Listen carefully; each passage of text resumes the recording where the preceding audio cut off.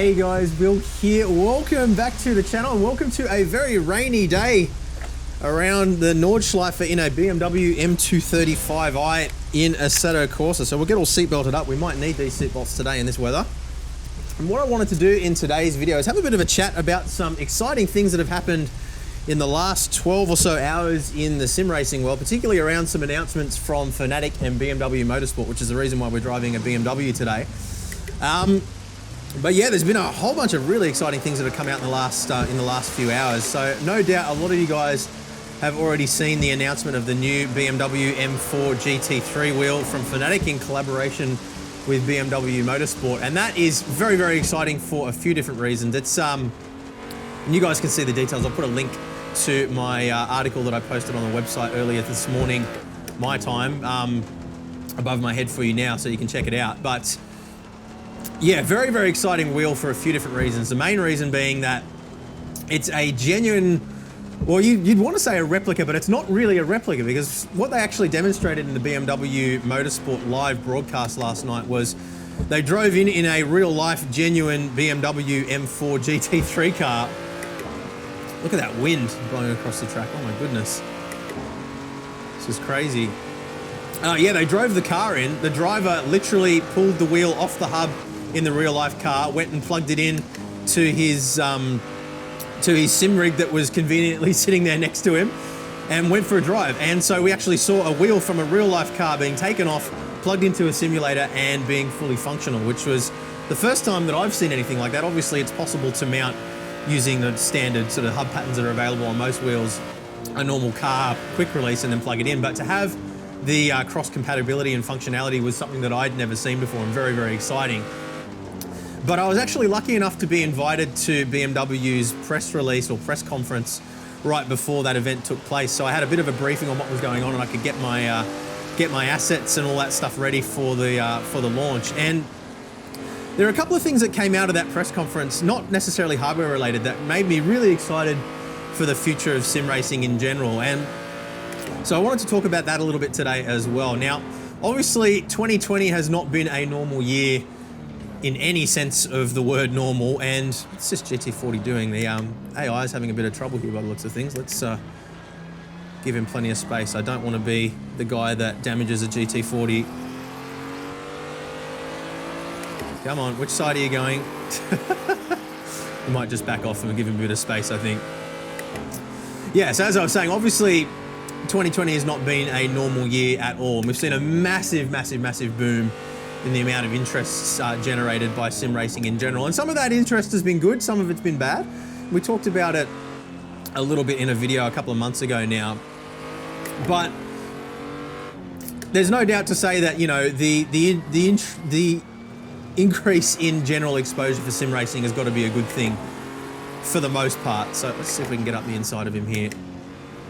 It's tricky because his car is faster than mine in most places. He's still alongside me. There we go, I think we're clear. Oh, we've got a traffic jam up ahead of us now. Looks like a Mercedes stuck behind a couple of highway patrol Maseratis here. Nothing like a Nordschleife traffic jam on a Sunday morning. Let's get past him. There we go. Hopefully the cops don't get too angry with us.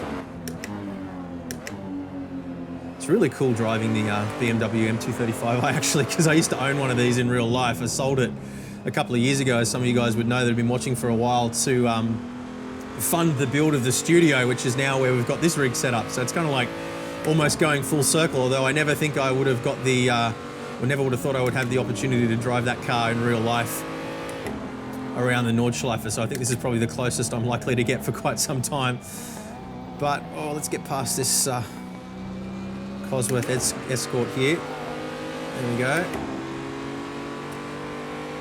So yeah, massive boom in interest over the last few months, and we saw basically sim racing became a replacement for real life motorsport for a while there, while everybody was in lockdown, and that was good in some ways, bad in others. And I think that, you know, from my observation at least, some companies or some industries and some motorsport categories took better advantage of that than others. But without going into too much detail on all that now, because we have talked about it before, I think the main lesson that we learned from that whole experience of trying to use sim racing as a replacement for real life motorsport was that when you try to take it too seriously and you use it as a direct replacement, it kind of falls flat a little bit. Oh, it's starting to rain. Oh dear. Because, you know, the skill set that's required for sim racing, well, for one reason is the skill set that's required for sim racing is quite different from what's required in real life driving, because, you know, you don't have the same cues in terms of the feedback that you're getting through your body to sort of let you know what's going on with the car. So it is a very different beast. And obviously things like track familiarity are very, very important, and sim racing definitely helps with those things. But what we found is that in the events where, you know, real life drivers were pitted against guys that were very experienced with sim racing specifically, but didn't necessarily have any real life motorsport experience, the sim racers obviously were a lot faster than the real life drivers. And so a lot of people kind of thought, well, that means that sim racing isn't realistic. And, you know, there was so much attention given to the realism of sim racing and whether it was as, you know, whether it was as accurate as it's portrayed to be by a lot of sim racers. And we saw quite a bit of negativity from a lot of racing drivers themselves saying, oh, you know, this tyre model sucks, or this sim sucks, or this isn't realistic. And unfortunately that gave sim racing quite a bit of bad press around the same time as well. So going back to the BMW Motorsport press conference last night, before the broadcast, one of the things that was really, really encouraging for me, at least coming out of that, was it seems like BMW for one have learned their lesson from a lot of that, as we get sideways through the corner there. And I've dealt quite a lot with Porsche and their esports division over the last few months as well. You guys remember we did the Porsche Esports Super Cup All-Stars race a few months ago. So I've been chatting with them quite a bit and had a few meetings with them over the last few months too. And what I'm kind of, the vibe that I'm getting from both companies is that they've realized that sim racing isn't a direct replacement for the real life thing. So what they're wanting to do is, rather than sort of try to use it in that manner, they're actually trying to build up their own esports profiles individually, and, you know, in conjunction with the real life motorsport. So, you know, a lot of these companies are now developing their own esports divisions and pumping a lot of time and resources into those. And I mean, we saw from the quality of the broadcast last night, trying to keep it off the wall here, you know, just how much resource and how important sim racing and esports is to these companies, because they realize that, you know, a lot of these sports are appealing to a younger generation, which then, you know, get involved and they, you know, they enjoy the cars, they aspire to become real life racing drivers later on, or at least to own the vehicles. So it's really a very powerful way, excuse me, for those brands to tap into those younger audiences and really sort of inspire them. So I've found that really fascinating, and what I found really encouraging is the fact that they're wanting to do it side by side. They're not trying to sort of use it as a direct replacement. So I think that what that means is that we're going to see sim racing building up, you know, in parallel to real life motorsport and being taken more seriously as a real sport within itself. And I mean, we've seen the massive boom in esports over the last 10 years, to the point where we're getting, you know, competitions where the prize pools are, you know, bigger than what you would earn in real life sports in a lot of cases. I mean, we've seen, I think I saw some competition for, I can't remember what it was now, World of Warcraft or something, maybe Fortnite or Minecraft, where the total prize pool was something like $10 million, which is just, you know, something that you couldn't even imagine would ever happen 10 years ago. So yeah, it's pretty incredible. And that really excites me, because I think it opens up an opportunity for sim racing to really sort of forge its identity as a separate entity from real life motorsport, rather than sort of being directly compared and then people kind of coming away and going, oh, it's not realistic enough. It's, you know, it really does require a different skill set from what you would use in real life driving in many cases, because of the lack of G-force sensation. Even in the high-end sim racing rigs that we have available to us these days, it's not, you know, it's not exactly the same. And, you know, in terms of the equipment that's likely to be available to the general consumer, at least for the next 10 years, I would imagine, you know, we're not likely to get, you know, to the point where it genuinely feels exactly the same, simply because, you know, the only way you can simulate sustained G-force is to have some massive rig that can rotate freely, basically, and that's just not viable for most people, let alone cost effective.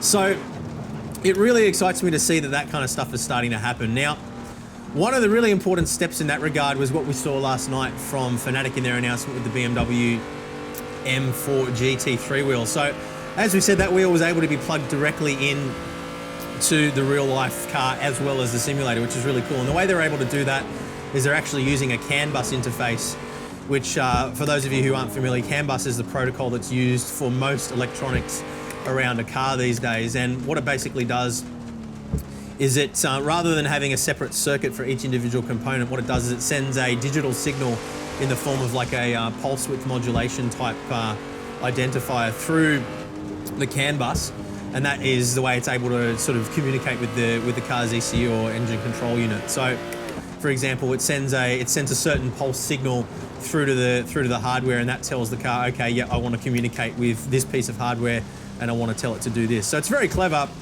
and it's able to be used in a bunch of different ways, you know, to communicate with different types of hardware, and we're seeing it integrated more deeply with a lot of different things at the moment in the motorsport industry. Got a lot of GT40s on the track. Don't know why there's so many of them. Let's back off a little bit here.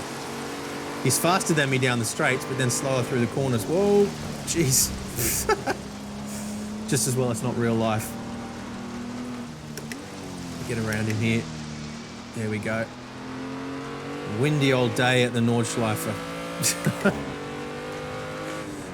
So back to the Fanatec M4 GT3 wheel. Now, I think the thing that's sort of attracted the most attention about this has been the fusion between motorsport and the sim racing world. So as we said before, we saw the guy drive in, take the wheel off the real life race car, plug it into the sim and drive, you know, like a normal sim wheel with full functionality. And that is, while it's very, very cool, a lot of people have kind of been saying, you know, well, we don't need that in real life. And that's a very, very valid point. We don't. You know, the majority of people that are, you know, driving sims aren't going to be driving a BMW M4 GT3 anytime soon. So I think really what it is it's a bit of a showcase of what's possible and potentially, you know, what's going to become more commonplace moving forward in sim racing. And, you know, while I think it is a very, very powerful training tool for those who are driving those cars in real life and, you know, wanting to have the button familiarity and the, you know, the control surface familiarity between the real life training